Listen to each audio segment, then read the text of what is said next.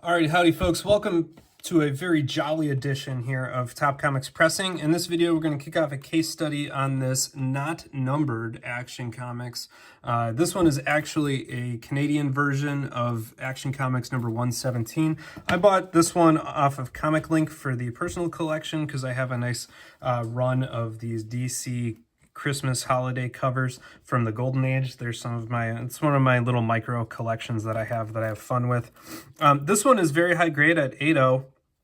It is the Canadian edition. At the time of purchase, this was one of two 8.0 copies of the Canadian Action Comics number 117. That was the highest graded version of this on the CGC census. So even being able to bump that up to an 8.5 would make this the single highest graded Canadian version, which seemed like a little mini micro feat I was willing to kind of go after. This one drew my attention because it has some light foxing up here that you can see on that top corner, and it is mirrored here on the back corner. So that right there is the foxing. I think some of the things like this light bend down here, hopefully we can press out. You know, that looks like it could use some stuff. What I'm worried about is right here, there is a bend / crease. And if that ends up being a crease, then our grade bumpski is donezo, because that'll be the single grade limiting defect and we won't get any bumpski out of it. So we're gonna have to hope that that tends on bend, not crease, and hope that we can make that go away, because that's really what kind of has me nervous here. The other thing that has me a little bit nervous is this top staple does have some rust migration. You can see the staple itself has pretty good shine as I roll the light across it there, but it does have a little bit of tarnish that's migrated, and we've got a little bit of a staple tear. So we're gonna have to be super diligent on this. But other than that, you know, this one looks pretty good. So there's not a whole lot to dry clean off on here. I'm actually gonna do something very rare and skip the dry clean stage altogether. All right, now I cheated and gave this one a little bit of a jump start because personally cracking this era of CGC slabs I find very irritating, and I did not want to struggle like mad in front of you all. So I did loosen the top. You'll notice the sticker across the top of here I removed. And so here's the little sticker that goes across the top. All right, and so, you know, let's just get this one out of here. There we go. We have to pick where to slice through, and I think I'm going to slice this one through the bottom here because it has that nice supporter on there, and I think that the top is going to be too tight. So I'm going to go through the bottom, slice through the support on both sides, and I actually might do both open edges here and then slide it on out the bottom. Get rid of that. This particular era of CGC plastic I find to be very sharp when these slabs are cracked. In addition to that, it's very ugly to look through. So at the very least, this thing will look better in a new slab, even if I don't get a grade bump, because you can see how blue tinted this plastic is. It's any of their older slabs. I don't know if the plastic just didn't age well or if they underappreciated how important it was to have clear plastic back in the day or what.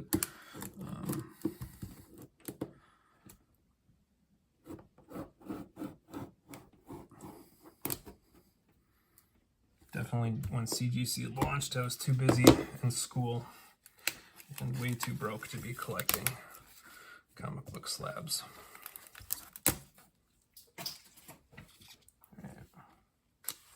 Slide the little supporter out there. I'm just going to check the edge and see if I see anything that would be sharp or protruding. No, I think we're good. I think I'm just going to slide it out of the bottom here.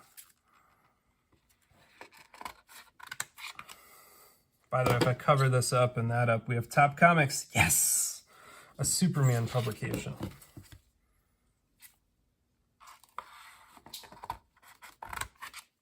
All right.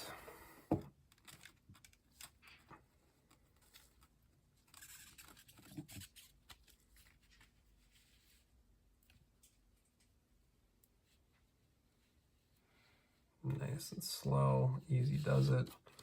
There we go.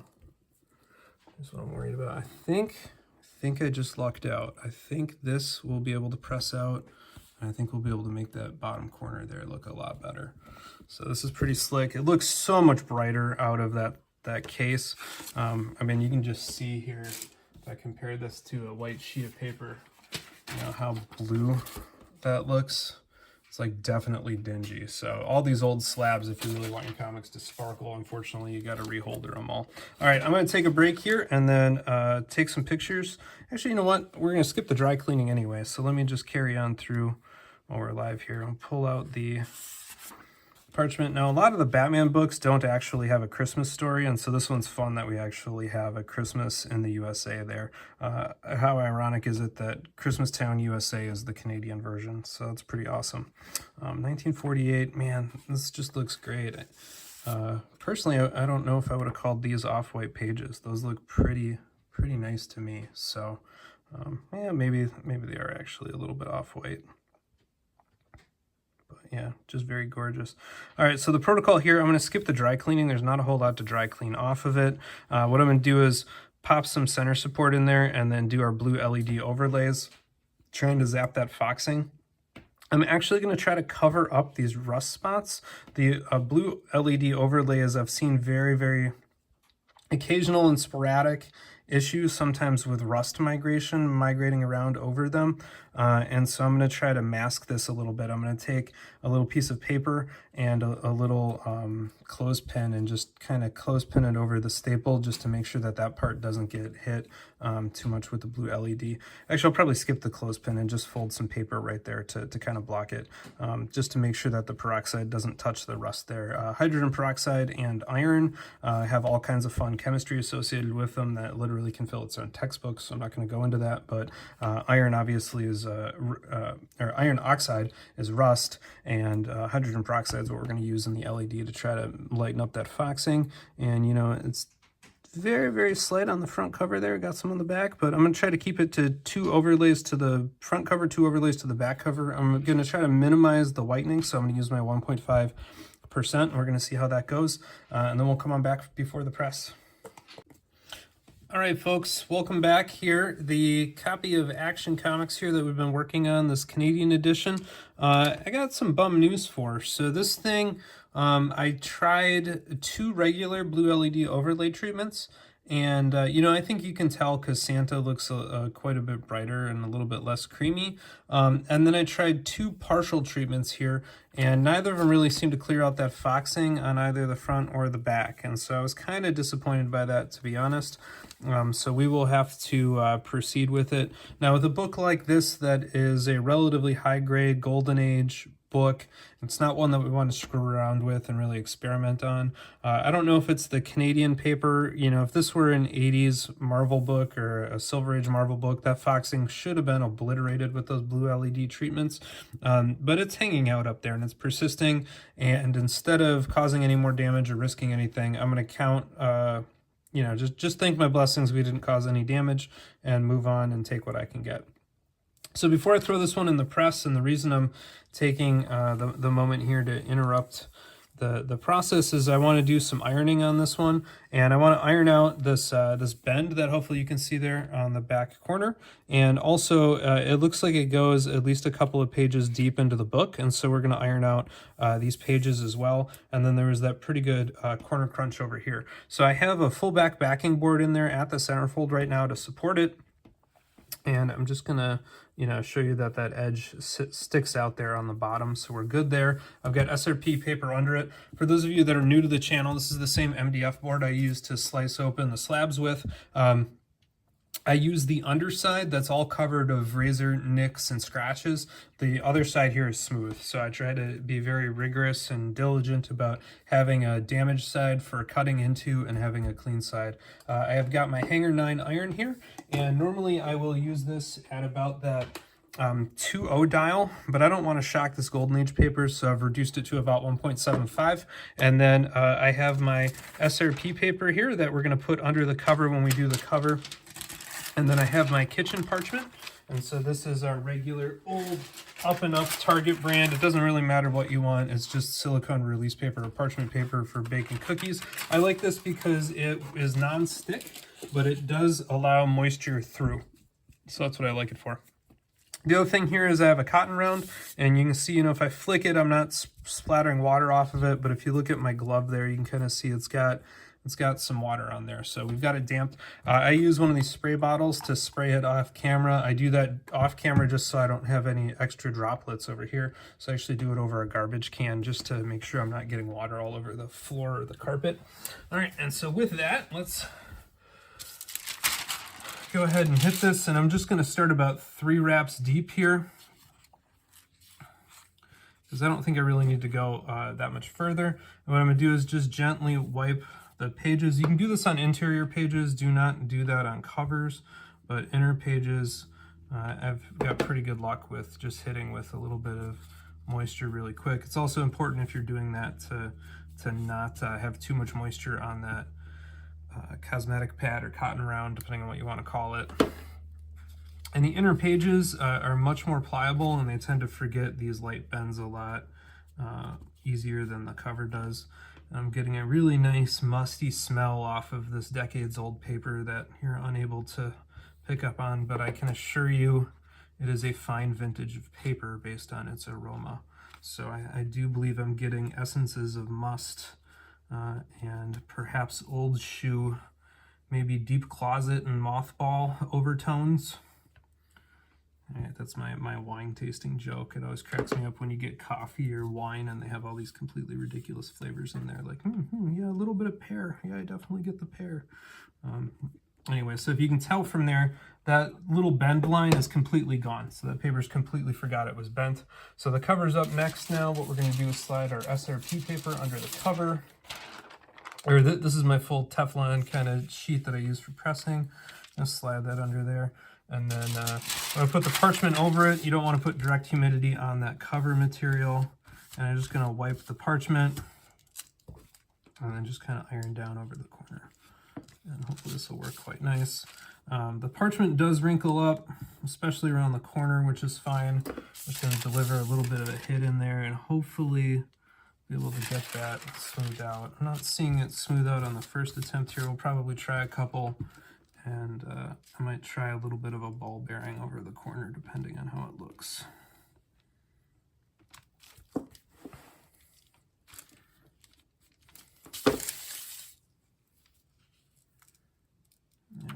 I don't see a true crease in it though, which is good. And usually for these, they don't look as nice as you necessarily want them to after the iron. Iron's really there to help prep it for the press, so don't feel frustrated if it doesn't go fully away on the cover. The trick really is to help loosen it up. I'm gonna just try some light ball bearing over that corner.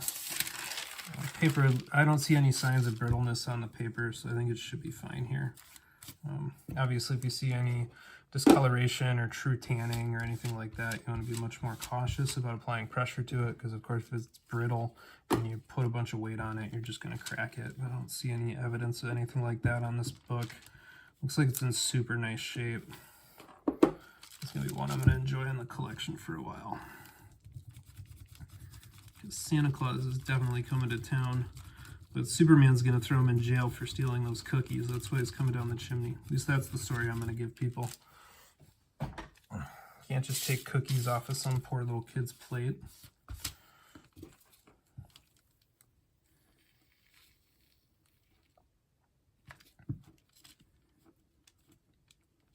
All right, let's see how he did there. I think it's going to be as good as it's going to get before the press. That was about 5 over there. But I picked this up here. Let's say it looks a lot better there. You can still kind of see it in the light if I hit just the perfect right angle right there. But hopefully we'll be able to press that out or whatever's left there. And now we're going to turn our attention to the spine. The spine, we want to be really careful with where the staple placement is. And so that deep crunch is down here. There's a little bit of a binary tear, so that's not a spine split. That's where they cut it, and you can kind of see it pull up, so that's pretty common. Crunch is right there. The staple, thankfully, is up here, so we got some space to work with. So, yeah, we just want to be mindful of where the staples are at. Cool.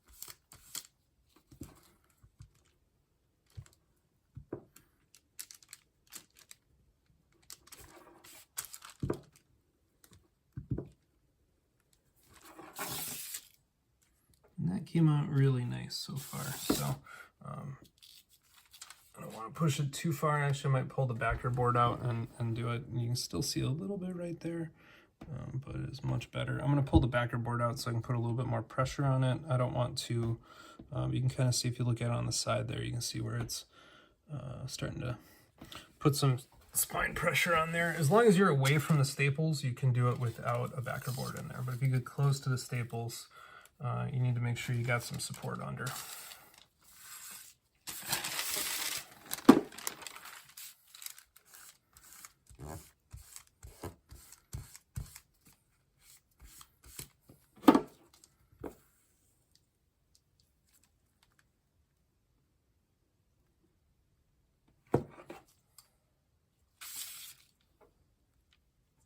I can still kind of feel it a little bit. I'll get a little more. If you can see any droplets, you want to go back through and mop them up. It's too much moisture.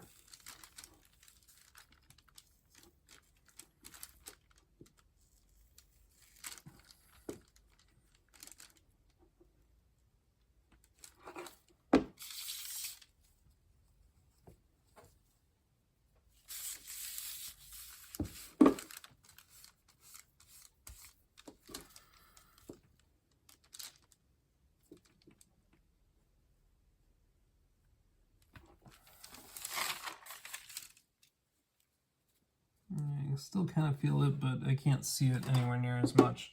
So we're going to call that good on this. Obviously, again, don't want to push it too far.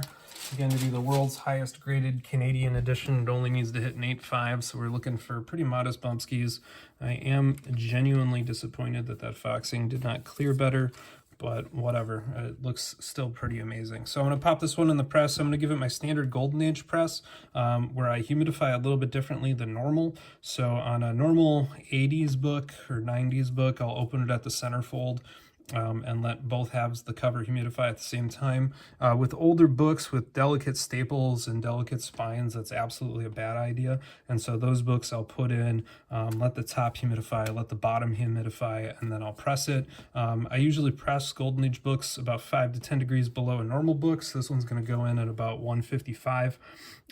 Similar stack, and then I'm going to cook it for 15 minutes. And again, I do a 12-hour cool down. I don't monkey with it after I flip that switch. Go to bed, and I'm not going to look at it until the morning, which sometimes is quite stressful, but I think that that's the best for the book and the paper, and so that's what I do. All right, keep your fingers crossed for me. All right, folks, here is the back cover of this Action Comics we've been working on. And I think we got it. There's a little bit of light evidence right in here that this book had that crunch in there, but it is now smooth to the touch. And as expected, you know, the ironing did not look good when the ironing was done, but after the press, it really does help prime it. And I think most importantly, I can no longer see that bend or crease in the bottom back cover. So I'm really optimistic that clearing this defect and this deep crunch is going to help us push this already incredibly high-grade comic book up over that next grade level. So we're going to go ahead and get this one to CGC. I'm going to take some after pictures so that I can post them to social media as this book comes back. So be patient with that here in a sec. All right, here we are with this copy all set for CGC. I'm going to have to find a couple more vintage books to send on in with this one. You know, probably have a couple of early Amazing Spider-Mans, but this thing looks super sharp. I'm happy we were able to get that set up, and again, I've got my fingers crossed here for a nice bump ski. So this will be months probably in real time, but to you it'll only seem like seconds. So while you're waiting in anticipation, don't forget to click that thumbs up button. Join the channel with that subscribe click, and feel free to drop a comment down in the section while you're eating your popcorn and biting your nails in anticipation. All right, folks, we're going to have a send-off video here, and we're going to disguise this Action Comics that we've been working on way down here in the middle. So I'm going to, you know, part of what I'm doing here for this run particularly is I've got a bunch of really old books. Some of these are genuinely tattered and just need to be encapsulated, and other ones I'm going to try to grade and then move along for the collection just to try to upgrade some of the other stuff. So bear with me as I go through my send-off video here. So this is going to be a copy of Action Comics 85. I got this originally, even though it has clearly something ate through most of the cardboard or most of the paper down there. It actually doesn't interrupt the story, but it is quite a bit of damage. There's a big tear through there. So this thing's going to be low grade. I got it because my brother does woodworking, and when I showed it to him, he pointed out that the saw blade teeth usually go down, and in this one they're going up, and so he thought that that was just a Golden Age artist not really paying attention to the details. But I do love some of these Golden Age covers with Superman that are quite campy, so this one is obviously enjoying the scalp massage from the saw blade that these two goons ran him into. And I just love thinking about these being these two goons and having Superman just exclaim that it tickles, you know, and it's a nice rub. Of course, Superman would have to submit to letting himself be tied up and subjected to such torture. Of course, the Man of Steel should be able to bust those bonds without any further ado. But overall, it just makes me giggle a little bit, and it's part of the Golden Age I appreciate. This one is also in that category, and if you look, this one is a majority spine split. I would call this a truly brittle paper here. This cover is fully detached and removed, and yeah, I'm going to call that actually brittle paper on the inside. This one I got very cheap, obviously, because it's, you know, brittle paper and it's very low grade and it's splitting. But I got this one because there was a Harley Quinn cover where she replicates this in the original Harley Quinn Volume 1 run, and she's using a chainsaw to try to rev up on Superman. But I always love these Golden Age covers where they're breaking the third rail, and so you can see Superman reading a Batman comic book, which kind of cracks up. And then, of course, this poor barber trying to cut his hair and breaking all of the, you know, devices one might use to chop regular hair. So it just, you know, it's another one that makes me giggle. And my wife's a big Harley Quinn fan, and so there was a Harley Quinn homage of this one, so we had to get an original, and this one was affordable given it was quite beat up. All right, the next one up here is probably one of the more cherished books in my collection. So I got this from Nostalgia Zone Comics in Minneapolis. It has a detached cover, an almost complete spine split, and some splitting of the interior wraps, so we'll see what CGC says about that. But this is a February 1940 Action Comics number 21 that I believe is complete, and this is going to be the earliest superhero comic book in my collection. It's obviously very low grade, with chunks not only out of the cover, but also most of the inner wraps, and of course the detached cover and the spine splitting. But it is a fantastic World War II cover here, where a very early Superman, all the way back in Action Comics 21, is grabbing torpedoes and slinging at U-boats. And so that, you know, there's all kinds of goodness associated with this one. I love the character icon up here in the top corner. And so I'm just really thrilled to be able to have this one on the PC, but given the fragility, it's really time to get that one slabbed, so that one's going off for that one. My wife loves Wonder Woman, and I'm hoping if I downsize my collection and keep on pressing here, I'll be able to eventually reward her patience with a copy of Sensation Comics number 1, which is her ultimate comic grail book. This one is in a little bit better shape, so there's a little bit of a spine split up top, not too bad. Overall, I'm hoping that this one lands in the solid mid-grade range. I mean, obviously there's a big corner crease down here, so we're not near mint land. I don't know if you can see that, but it's right through here. It should be complete, should be pretty bright page quality. That should be one of the higher grade ones. This copy of Action Comics is obviously one of the ones that we've been working on, so this is the one I cracked out. It's very bright. I was really disappointed I couldn't get that foxing off, but man, does the back look better, and I'm really hoping that that one stands out to the CGC grader in the stack there. And you know, we can get a Bumsky as well as securing the highest Canadian edition on the census, so fingers super crossed for that. Next up here is a copy of The Monster from Fiction House Magazines. This is The Monster number 2. This one has a near full spine split, but at the moment the top staple is attached, although not by much, and so I've written notes on here to be careful with the spine split. This one is one of these covers that I think was ahead of its time. So the monster reaching out of the cover at you, grasping for this woman, was very Kirby-esque to me. And so, and I love the expression on this poor police officer's face. And it's not clear if he's the one who shot this poor woman, or this guy. But obviously they're all terrified, and so I think that this is one of these Golden Age covers that might be underappreciated, and it was very affordable when I got it. And I just, love the kind of just mashup of all of the terror and horror and murder, as well as this guy just reaching out of the cover at you, which is very Golden Age, and I think it's very Kirby-esque as well. Next up here is Batman number 48. I got this from Heritage Auctions. It was advertised as being low grade because it's missing a piece out of an interior page. I was slightly worried when I got it. The centerfold actually does not match the full comic in my opinion, and so I'm actually worried that in addition to being very low grade for a chunk out of an interior page, it will be marked as married, but we'll see. In any event, it's one that should be I think encapsulated just based on the damage, and you can see some of the spine splitting starting. It's also one that I really love because, the 1980s through 2000s Batman, I don't think we could ever imagine having a public session on the cross-section of the Batcave, clearly with Wayne home labeled there. But, in the late 40s, they were a lot more bombastic. So that one just kind of cracks me up. As long as this one comes back blue label, I'll be happy with it. Coming up next is a copy of Startling Comics number 47. So this is probably one of the best Alex Schomburg sci-fi covers of the late Golden Age years. This woman just looks completely petrified as she's both shackled hands and legs, and this guy's got the blaster, but don't worry, Spaceman dude over here will save her and rescue her. And so I just think it's an epic damsel in distress cover, and so it's one that I was able to add to my PC. I bought it as a 0.5 cream to off-white pages, and it definitely needed some blue LED whitening, and so this thing got blasted. I did not have time to keep video of that.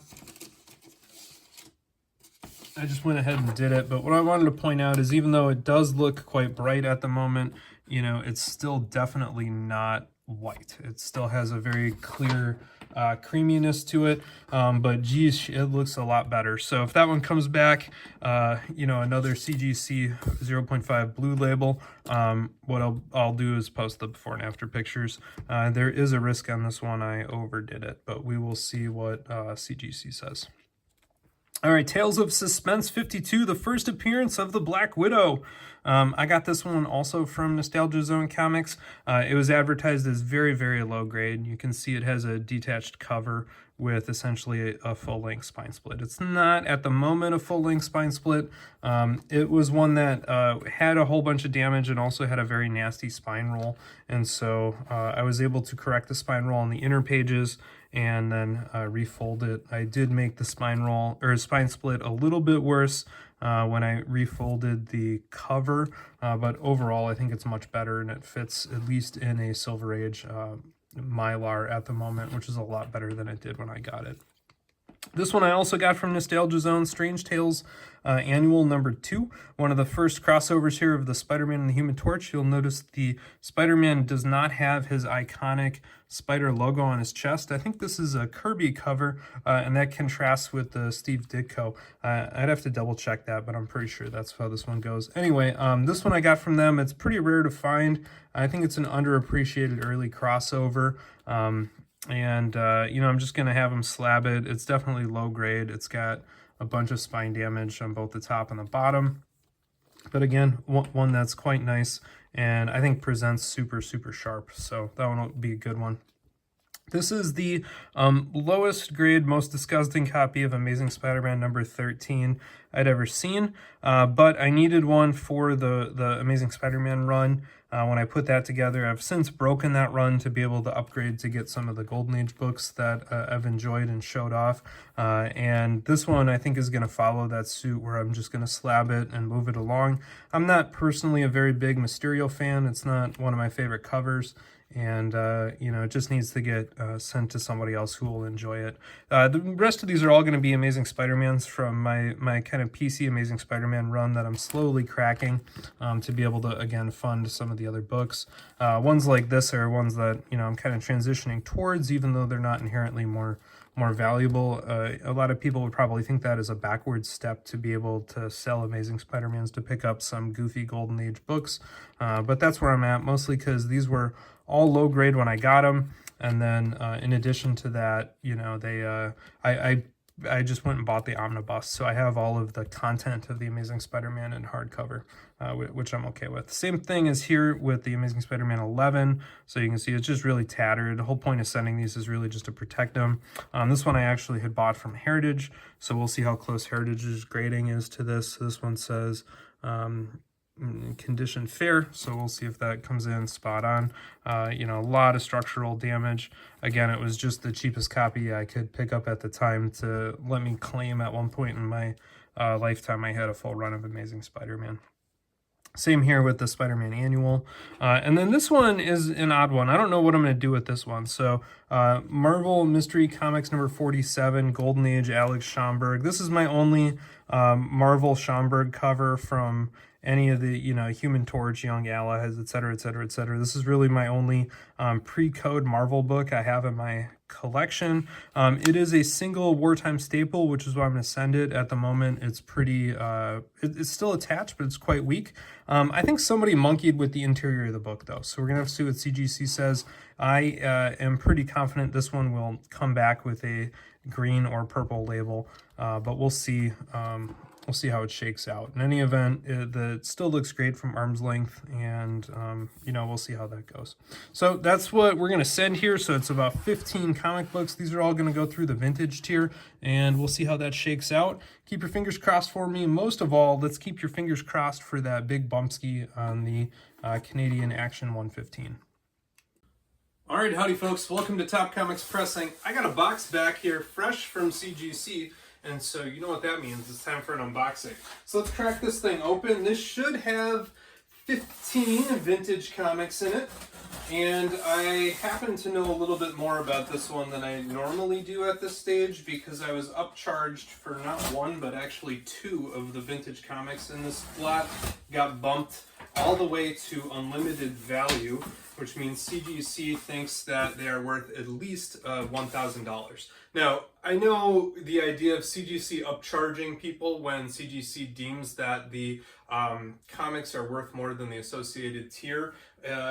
Some people think that that's really shady on CGC's part. I actually don't mind it. I think it's perfectly fair as long as it's reasonable. And in my experience, both from what clients have reported to me and you know, on my own submissions. One, it rarely happens to me because I try to declare the values accurately. In this case, both books that got upcharged I thought were restored or qualified, and they ended up being universal grade from CGC's perspective. And so because of that discrepancy in a restored versus a qualified, relative to, you know, an unrestored or a qualified for a Golden Age book, you know, that can be a 2.5 times multiplier, so that gets you from 400 to 1,000 on the nose. But most of the time, in my experience, CGC I think is quite generous with those, and so I've had many books that, you know, I submitted as raw copies and they get a 9.8.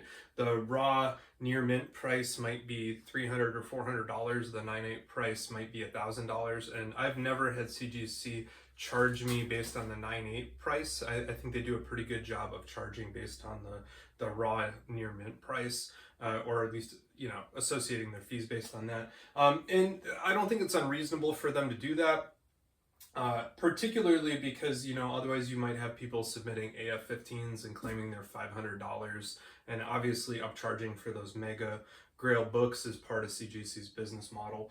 In my experience so far, for the most part, they've been quite fair and are assessing based on a value, I would say, that is equal to or below what you might get if you looked up things on GPA analysis. So for instance, the books in here, you know, I did look at the grades and I did compare them to GPA, and they should be, based on those grades, unlimited value tier, and the amount that I was charged is accurate based on the fair market value of these books. So in general, like I said, I've been okay with it. That being said, I happen to know a little bit more about what's in this box than I might otherwise. I'm still going to pull these back at random so you watch these go in. This one here is our Superman number 38. So I got this one cheap raw because it was heavily tanned, and this is one where CGC now has called it brittle pages, and I think that that is fair and accurate. If you look at this edge there, and particularly if you look at the back, you can see that there is some paper chipping and flaking on the back. And so this one, I do think, while the pages are not super tan visually, I do think that there's sufficient evidence even going down the spine into the inner wraps, where this one I think is genuinely, or at least I would consider it brittle pages. That being said, that's one of the reasons why I sent it, was so that it would be encapsulated and preserved as is. It actually looks okay from arm's length, and so it's one that I'll keep. This is one, you know, that breaks the, you know, third wall or whatever, where Superman is reading a Batman comic book, and I just love this poor barber trying to cut his Kryptonian hair and breaking all the shears. For those of you that are Harley Quinn fans, this one does have a homage cover with Harley Quinn, and I think it's actually Bizarro in the chair. I'd have to go back and check if it's Superman or Bizarro, but she has like this big revved up chainsaw, and she's trying to cut through Superman's hair with that, or Bizarro's hair. Anyway, so that one, you know, the brittle pages I think are real. We did expect it to be a low grade. It's missing all kinds of stuff. It has a fully split spine and fully detached cover. So that one's accurate, and we just sent that one to keep it preserved. Next up here in no particular order is our Startling Comics number 5.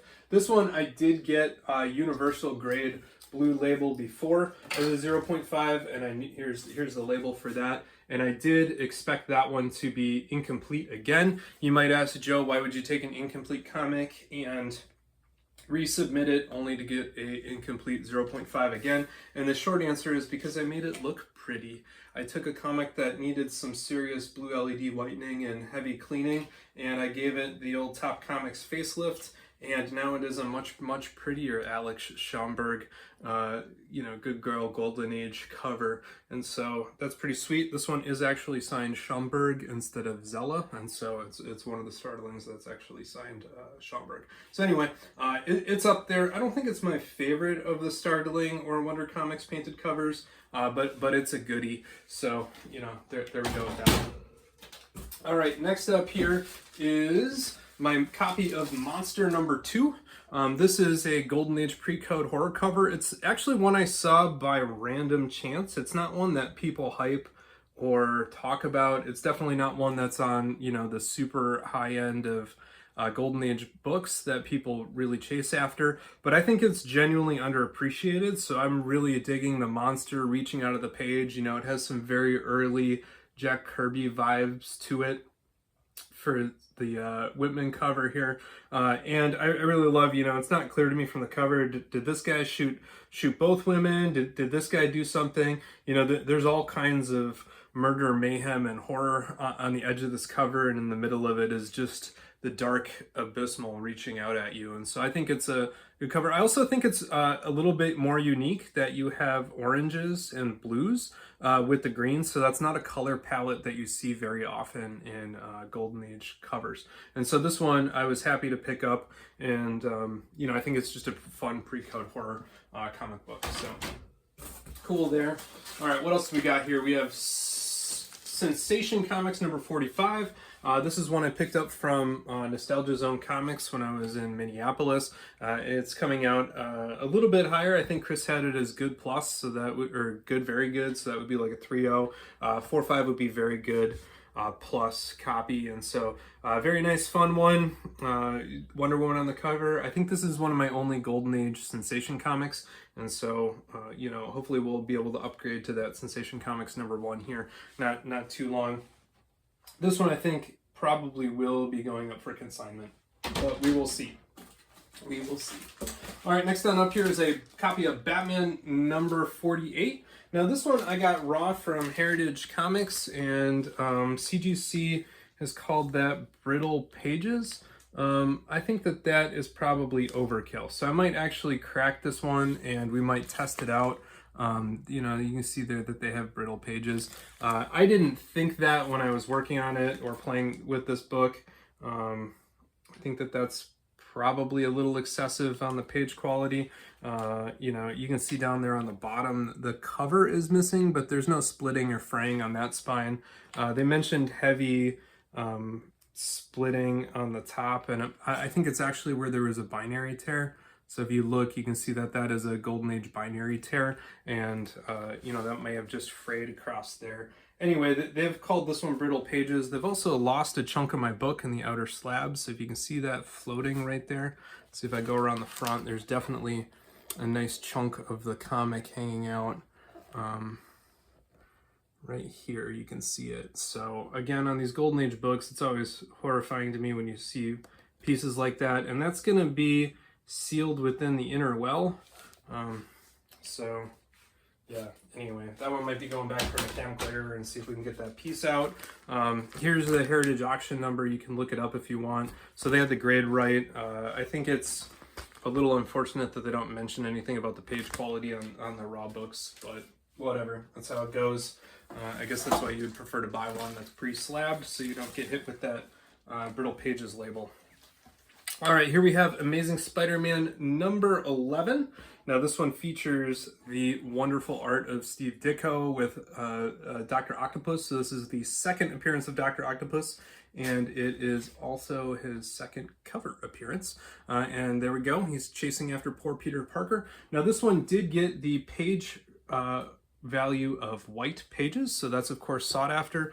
Unfortunately, it does look like they've smushed it quite badly on the back there, and you can see it kind of being crunched up on the slab there. So this one has unfortunately shifted quite significantly cover to cover since it was put in the slab. That's probably FedEx's fault for bouncing this thing, would be my guess, but for those of you that deal with old books regularly, it's not uncommon for you to have damages that occur in the slab as life goes on. So always got to check them over. It's one reason why you want to buy the book, not necessarily the grade on top.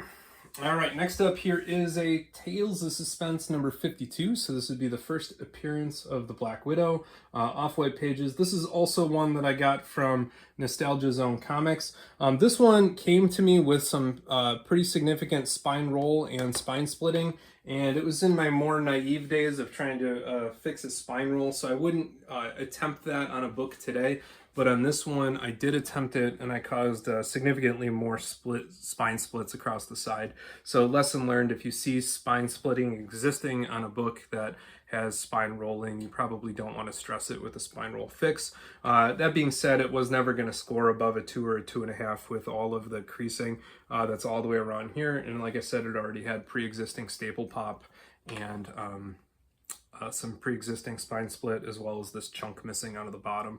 So if you can see that big chunk gone there. So this thing, I don't think it was worse off, and if anything, you know, it does look nicer now that it sits in a slab, but you know, we'll probably be moving that one along. It's you know, not the easiest book to locate, but I'm also not the world's biggest Black Widow fan, so there you go. All right, what's up next here? We have Strange Tales Annual number 2. This one I was honestly a little disappointed in the grade with. It is off-white pages at a 1.8. I didn't remember the cover having the level of detachment that they called, and I think it is an amazingly attractive 1.8 copy. I think it actually got shafted on the grade. You can see here it is split significantly down the spine, but it was not something I remembered. Oh well, so that's kind of how it goes. There of course was creasing, so it's not like I was expecting a super high grade copy, but I want to say that from the front, this is going to be one of the nicest 1.8 copies that you're going to be able to find. Very underappreciated early Amazing Spider-Man appearance, by the way. The thing that's notable about it is, one, this is a Jack Kirby Spider-Man, not a Steve Ditko Spider-Man, and the second of which is the chest is missing the Spider-Man logo, and so that makes this one kind of unique, I think, amongst early Spider-Man appearances. Good to know there if you're interested. Now, this is one of the two I was upcharged with, and so Marvel Mystery Comics number 47. This is an Alex Schomburg World War II cover. I thought this thing had a couple of interior pages that were married, but CGC did not think so when they evaluated it. They did mark the damage on the interior pages, so clearly it got a view on there. This one is fun because it does have the single staple at the center point, so sometimes those are called wartime staples. There you go, you can kind of see it on the side. And this one I thought was just an amazing copy. Even if it were married or not, it's still just one of those epic World War II Alex Schomburg covers. And so, you know, those are pretty highly sought after by the fans of both the World War II propaganda books, but also the you know, early timely Marvels. So this is actually my only Marvel timely, and I'm probably going to trade it out for a DC book of similar era. So this one's probably going to go off to consignment. I have plenty of other Schomburgs in the collection, but none of them are the timely Marvels. All right, so let me see here. Next up is an Amazing Spider-Man number 13. So this is the first appearance of Mysterio, and this is probably the world's most jacked copy. So that has very heavy sun fade along with tape residue. This one is not super attractive, definitely low grade, totally warrants that 1.5. That being said, you know, if you're an early ASM fan, it's really hard to pick these up for less than bank-breaking prices for a lot of collectors. And so if you just need a filler copy so you can say you have it, you know, it's not a bad one for that. What else we got in here? Let's see here. Amazing Spider-Man number 4. This one was also purchased back in the day from Heritage. It was not expected to grade super high, so it's coming in at 1.5 off-white pages. You can see it's got heavy damage there, heavy damage there. It's got, you know, some heavy rips and tears. Mostly it's the spine and pretty big tear on the back there, if you can see it right through here. So that thing is, you know, definitely going to be low grade. I kind of wish CGC would fix this stuff. So if you look, that is dog-eared there. I would have to go back to the video and see if I sent it that way or not, but anyway, that's how it goes. So much like the first appearance of Mysterio, this one's the first appearance of the Sandman, another very early ASM, you know, relatively expensive to pick up in any grade, and so having universal grades on that is you know, kind of what it's going for. Similar as here, this one's come down quite a bit, but I have an Amazing Spider-Man Annual number 1. This one's obviously quite beat up. It was very yellowed. Believe it or not, even with this extent of yellowing, I did hit this thing with a dry bled for, I want to say, like 8 hours on the front. It's got a good amount of chipping across the top. It's got chipping across the top back here. It's a low-grade, well-loved copy. But again, another early ASM Ditko, first appearance of the Sinister Sticks, very classic ASM, and so that'll be another one that we'll be moving along out of the PC to try to focus down on some of those early Golden Age DCs that we've been chasing. This one here is Action Comics number 85. Again, I love this one because, of course, Superman could break those ropes and teach those two goons a lesson, but instead he is letting that bandsaw give him a scalp massage. And so who doesn't love these kind of super campy Golden Age covers?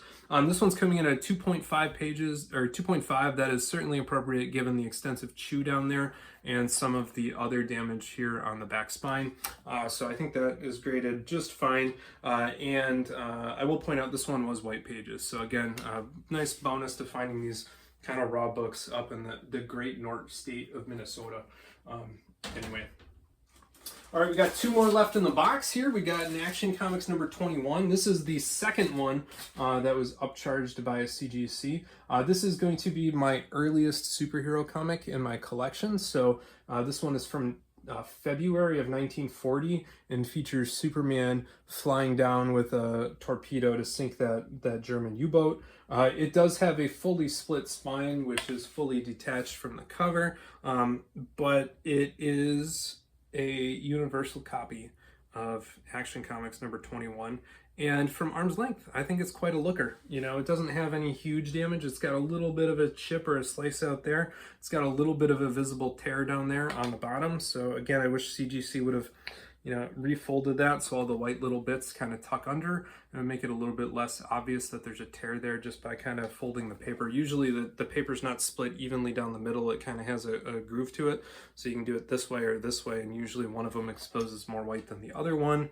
But, you know, I can't control what the graders do, and I can't complain about this one. So I was happy to pay the upcharge to get this one back in the PC. It is a you know, off-white to white pages, which is also pretty good page quality for a Golden Age book.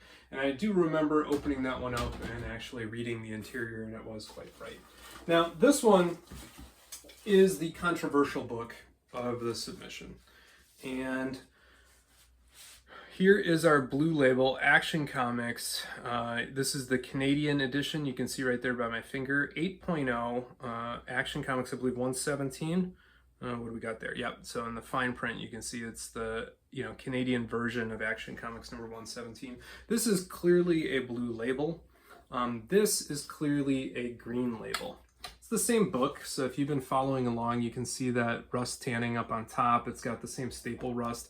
It even has the same store stamp back here. It's a very light store stamp, so you might not be able to see it, but it is right there and it is stamped. And again, it's got that kind of really light staining on the top edge. So that's the same thing that we cracked out of that blue label. CGC, if you read this one, says that it's missing a whole bunch of pages. It also specifies it is the Canadian edition.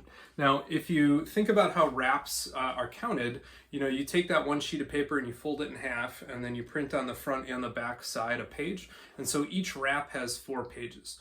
The way Golden Age books like this one were counted, this is the US edition. So this book would have been advertised eventually to have 52 pages. That included 4 for the cover. So they actually counted this as a page and they counted that as a page, and then they'd give you the interior. Now the interior 48 pages are comprised of 12 wraps. So again, each wrap has 4 pages. Divide the page count by 4, you get to 12. And that's how it would go. Now it turns out the Canadian version of Golden Age books had a mere 36 pages. Now if you compare 36 to 48, you'd be off by 12. 12 divided by 4 would be 3. So this book should be 3 wraps shorter than this book. And if you look, CGC here has claimed that it is missing the 9th through 12th wrap. And so that is where you're going to get that from, is from those pages. And each of them are, you do the math not from 48, you do it from 52. So 52, 36, so you're off by 16. Divide that, you get to 4. So then you're at wrap 9, 10, 11, and 12. So wraps 9 through 12. So that checks out. Now I normally don't always click on the things to see the notification, but remember I'd been upcharged for this one, and I had been upcharged for. Alright, sorry about that. My tripod decided it was going to go on strike and face planted. So, what I was saying is I had already been upcharged for this comic, and I had already been upcharged for the Marvel Mystery, and so I was clicking through it and saw the qualified on this one, and said to myself, hey, wait a minute, that was a prior blue label. I didn't rip 16 pages out of the comic book. Where did they go? And so that led me to do a little bit more research and find out, yeah, the Canadian editions had different page counts. So then I called CGC, and they have already, after checking with their grading team, agreed to reevaluate that page count. So I'm going to send this one back in as a mechanical error.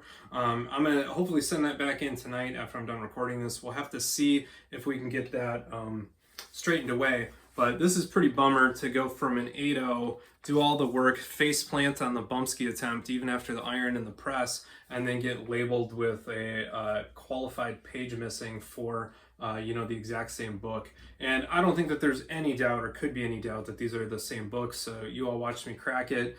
We talked through the process. That staining up top was the primary defect. I don't know what else we could possibly do to that. I actually think it's also a robbery that this thing got graded in 8.0 compared to what it was beforehand. But that's the situation we're in. And so honestly, I'd be happy if this book retains the 8.0, but has the qualifier removed, as I'm pretty sure it should, because I'm pretty sure I looked at the centerfold and there's no story interruption going from the pages. And again, the Canadian editions for those Golden Age books are decidedly different than the American editions. So fingers crossed, I'll be able to extend this video with another unboxing here of an unqualified Action Comics 117 Canadian edition. Until then, though, keep on collecting what you enjoy. Don't forget to drop a thumbs up on the video, drop a comment down below, smash that subscribe button, share with another friend on social media, and most of all, keep on collecting what you enjoy, whether it be early Amazing Spider-Man, some true Golden Age classics like this thing. I mean, holy smokes, Action Comics 21, who cares if it's a 2.0? It is amazingly awesome to hold and behold these very early Supermans. So take care, everybody, and keep on collecting what you enjoy.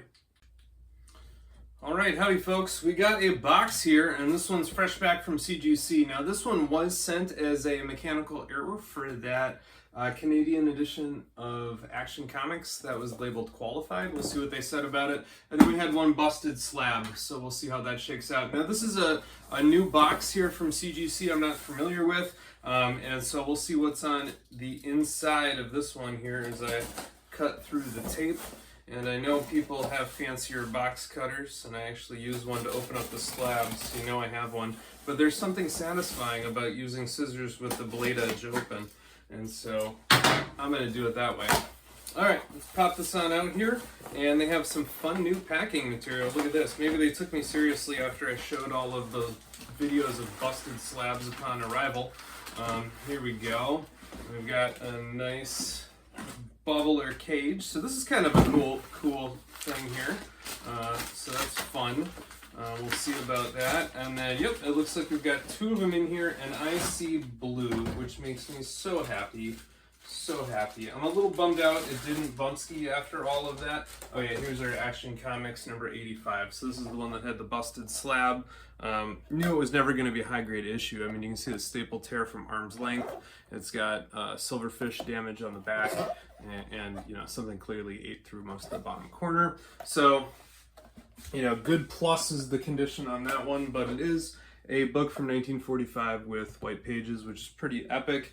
And I think I mentioned that this one cracks me up because I think the teeth on that saw are going the wrong way. They're coming up from under the table, which would blow sawdust into the room instead of going down under the table so that the sawdust can be collected.